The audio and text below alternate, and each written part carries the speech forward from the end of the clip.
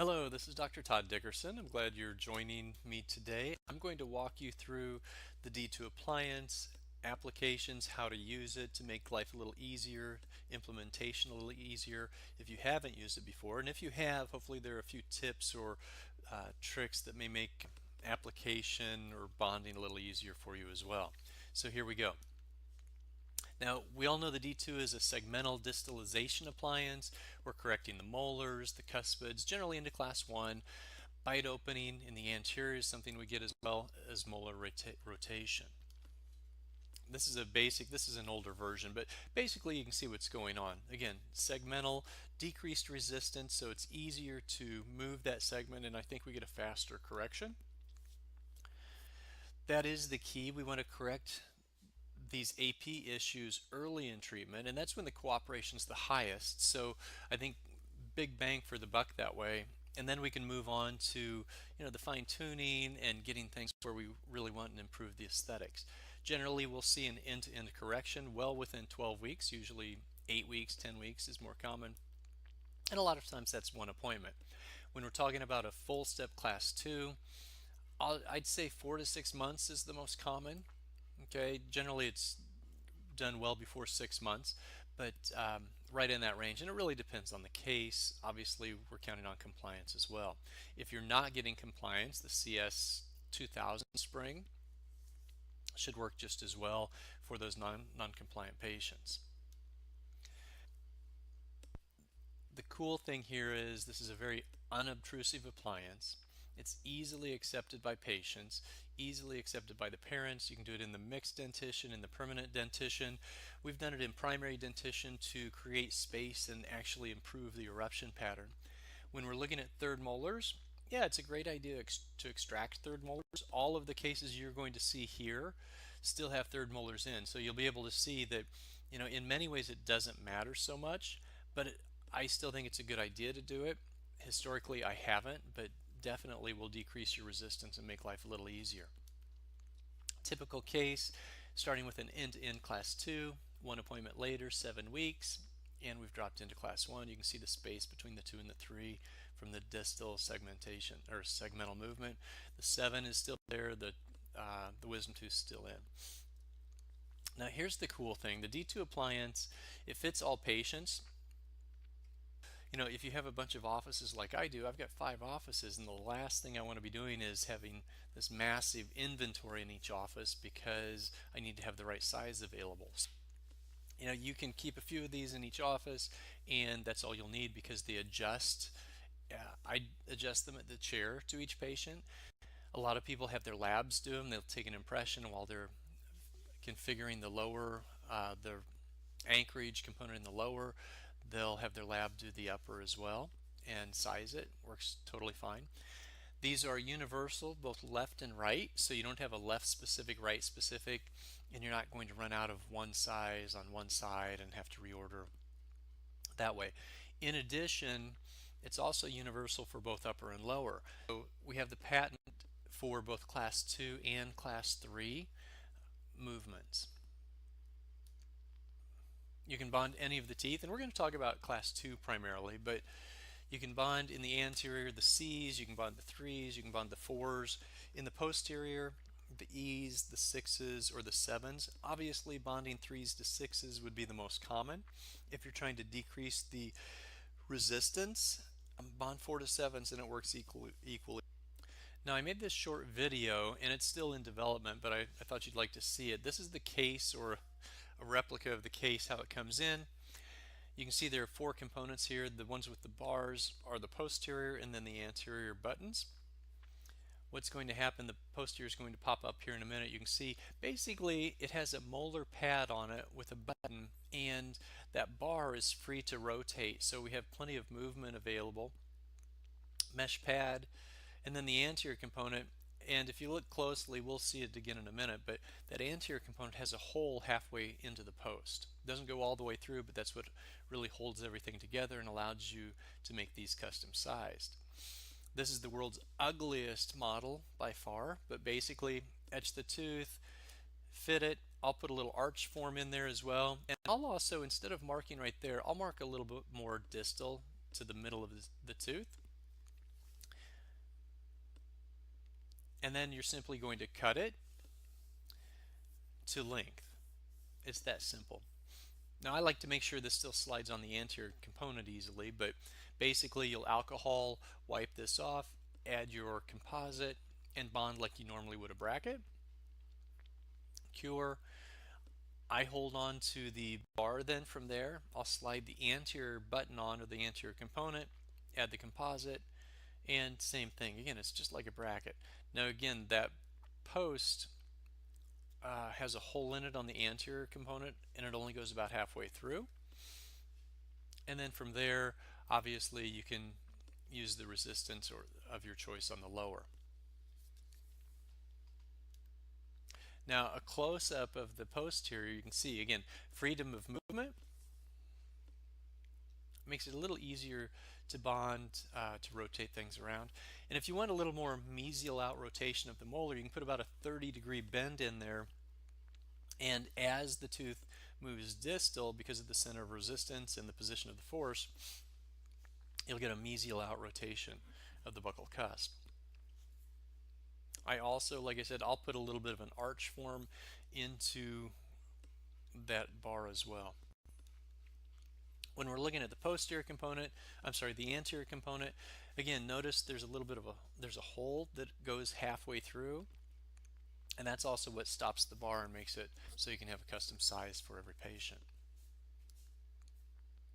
When we're talking about how to stabilize on the lower and what you're going to wear the elastics to, a lot of times I'll use braces and I'll just fit it all the chair, put it on. I don't have to send anything to the lab.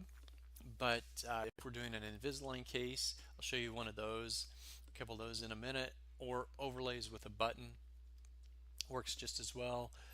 Younger patients, a lot of times what we'll do is a lingual holding arch, and you can even use a TAD, anchor it to a molar, and then wear the elastics to that molar. Now, Dr. David Chinnon in Las Vegas sent this in. What he tends to do, or what he'll do, is put some of the patient wax on the posterior component, and that keeps the bracket pad from rotating around when you're seating it with the composite when you're curing. And I use that now too. I think it was a great tip. In the anterior, you can hold this anterior button or the anterior component with your fingers, but for me it's easier to have a small hemostat. I clip it in, and then I can slide it onto the bar, simply press the anterior component onto the tooth, and then release the hemostat. A couple of other tips. When I'm doing the right side, I'm right-handed, so I will actually fit or sit fitting everything at a 7 or 8 o'clock position facing the patient. Turn the patient's head all the way to the left, so the cheek is pretty parallel to the floor as long as I have good visibility.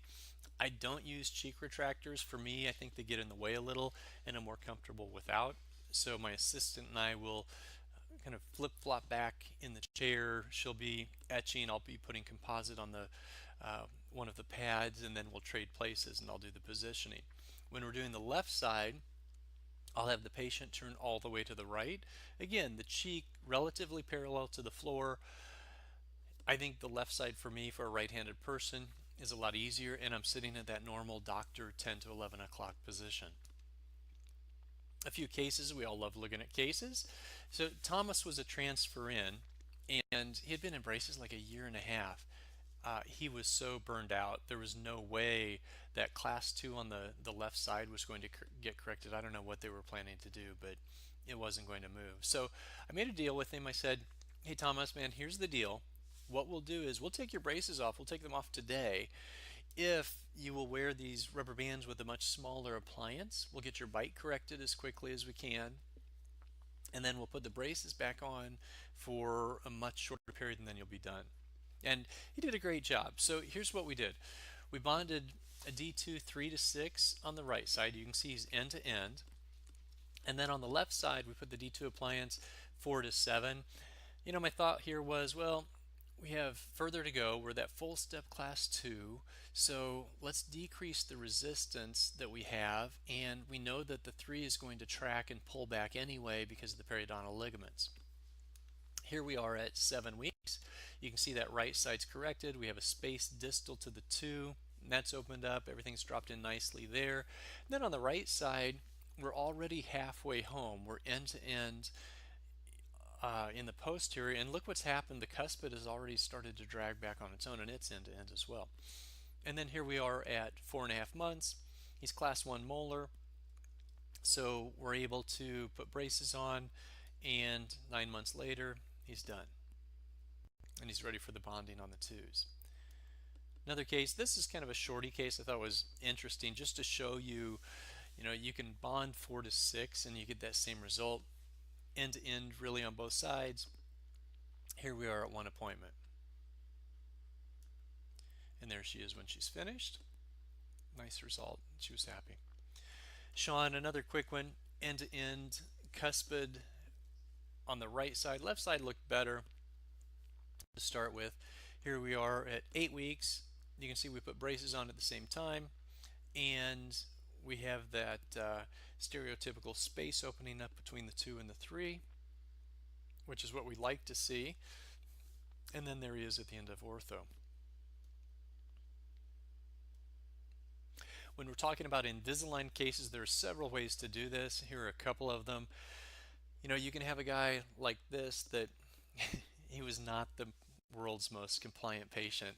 He was actually one of our shuttle patients we would pick up at the school, and we couldn't get him to come in, so it took us 5 months to get him there. But you can see end to end on that left side, end to end molar on the right. Left side was a little worse than the right, and then from here he's able to go into Invisalign.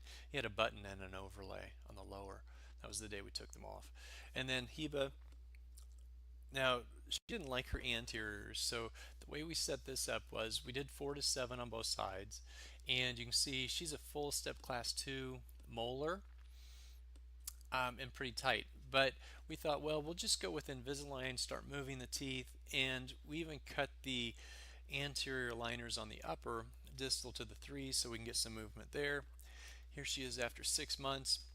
Nice class 1, everything's socked in nicely already. And now all we have to do really is straighten these front teeth and we're done. So we do a mid-course correction and still have at least class 2 elastics at night to maintain. And if you want to do a little bit more, there's no downside to doing it. But it's pretty much a slam dunk to finish from there. Class 3 cases. Okay, again, just to show that we're not taking out wisdom teeth in any of these cases, before and after. You can see how crowded he is, but really how class 3 he is on that right side. It's pretty significant. And then on the left side, not so bad. He's a little off, but right side is definitely way worse. Here we are at 4.5 months, and you'll notice we've actually gone from that super class 3 to end on the right, and even a little more overcorrected on the left side. He did a great job wearing the elastics. Now realize we want to overcorrect in these cases because we have that joint bounce.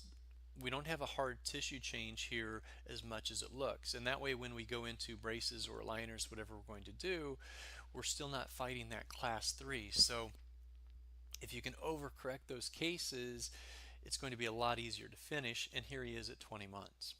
Okay, looked good, was happy. All right, that's really all there is to it. It's simple, it's easy to use, it's quick correction, and then we can go on to the things that we're really best at, the fine-tuning, the detailing, finishing. I'm available for any questions you may have. You can go to d2appliance.com to order units. And again, if you have questions, email d2appliance@gmail.com, or here's my cell. And if you want to contact me through the cell, that's great as well. The best way to get a hold of me, like probably most of you, is to text, because it takes longer for me to get to voicemail and get back to you from there. So great having you. I look forward to your success. And again, if you have any questions, feel free to contact me.